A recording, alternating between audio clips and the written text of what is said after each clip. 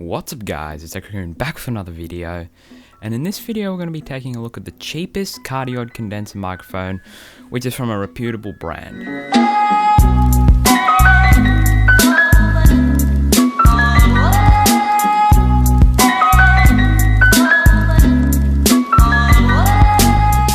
So this microphone here is the Behringer C1, and you probably saw it in my last video, so here it is. It's the Behringer C1, and this microphone retails for $70 Australian. That's the cheapest price I could find from an actual store. On eBay you could get it for 65 bucks, but I couldn't be bothered waiting a few weeks. So I went to the actual store, it was DJ City, and I got it from there for 70 bucks. With this microphone, in the cardboard box you get a nice plastic hard case with nice foam covering the microphone. Then you get an instructions manual and a nice little mount, which if I lower the mic you'll be able to see. So just over here is where the mount is, and it's a very nice plastic mount, and you'll be able to see it properly in the B-roll shots and stuff like that. But yes, it's actually a really good mount, and I'm actually surprised how much of the shocks from the boom arm it removes. So let me demonstrate a few. I'm going to bang the boom arm a little bit, and I'm not going to boost the audio or anything. This is just going to be how it is for your ears. It is quite noticeable, but I feel like there's some sort of suspension on the actual capsule inside the microphone, because even when I hit the microphone, it's not as noticeable as something like the BM800, which is completely stiff and it's actually screwed straight onto the frame. So let me give you a quick demonstration of just hitting the microphone lightly.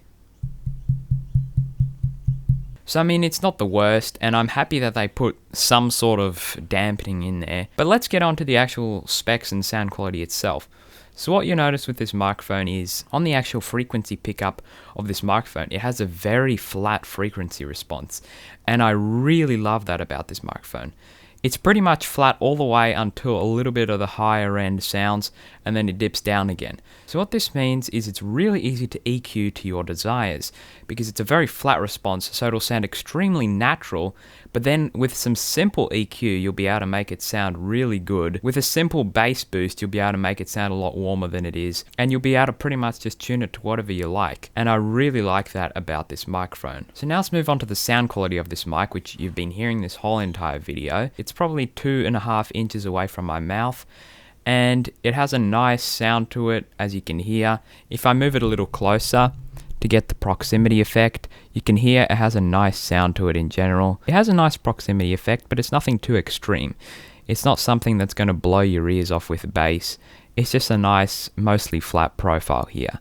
So if you do want to have a really warm sound on this microphone, what you'll have to do is you'll have to put some EQ into it. So simply getting a cheap Behringer mixer where you can dial the treble and the bass, that would fix it quite easily by just pumping the bass up a little bit. But I find that I don't even need any more warmth into the sound. I actually am quite happy with the sound that comes out of this microphone straight up. And for those who are wondering, this whole video has been recorded on this microphone going straight through an XLR cable into the Behringer Uphoria UM2 interface with nothing done to the voice at all. The only thing I've done is probably boosted the audio the slightest. So this is the raw audio you'll be getting. And I'd say I'm actually really happy with the audio that you get out of this microphone.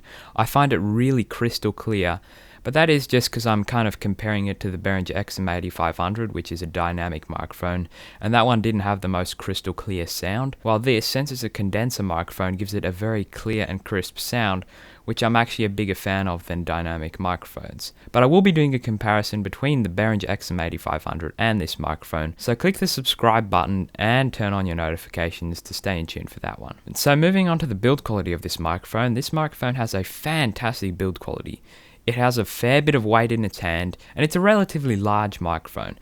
And this whole microphone is made out of metal, apart from this little plastic area around this mesh. I forgot to mention that I was recording this whole sound with a pop filter on, but here it is without the pop filter on. I mean, it does have some foam in there, but I prefer to use a microphone windscreen on there just to remove the plosives a little bit further. But it's not going to change the sound, but I will use it without a plosive filter or windsock for the rest of the video, just to give you the best idea of how it sounds. So as I was saying, it has a fantastic build quality, and there's literally no shortcomings here apart from that little plastic thing that goes around the mesh, but that's not a really big issue for me, and I find the build quality of this thing to be very good. The mesh itself has zero flex, and just in general it feels like you could probably kill someone with this thing if you threw it at them. So let's do a plosive test with this microphone with no pop filter on it or anything like that.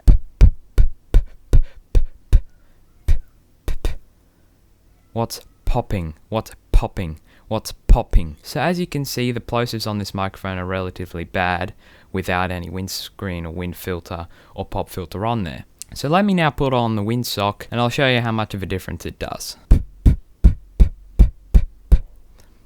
Pop, pop, pop, pop. So it's not a very big difference, and just using one of these wind filters isn't going to do a big difference at all.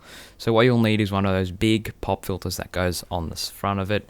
And I do have one of those, I just can't find it. But just what you'll notice when using that, it'll pretty much remove all the plosives unless you really plosive into it hard. But in general, as long as you're not speaking right into the mic directly, then you'll be good for plosives without a proper pop filter. But if you are going to be recording, let's say, voiceovers or something where you need to get really close to the microphone to get the most proximity effect, and you don't want to hear the plosives, then you'll need to use one of those big pop filters, and that should get rid of pretty much all the plosives from this microphone. So coming to a conclusion here, should you get this microphone? Well, as I said, it is the cheapest condenser microphone from a reputable brand. There are some other condenser microphones out there, but they all kind of share the same design, and I'm sure they probably all share the same capsule as well.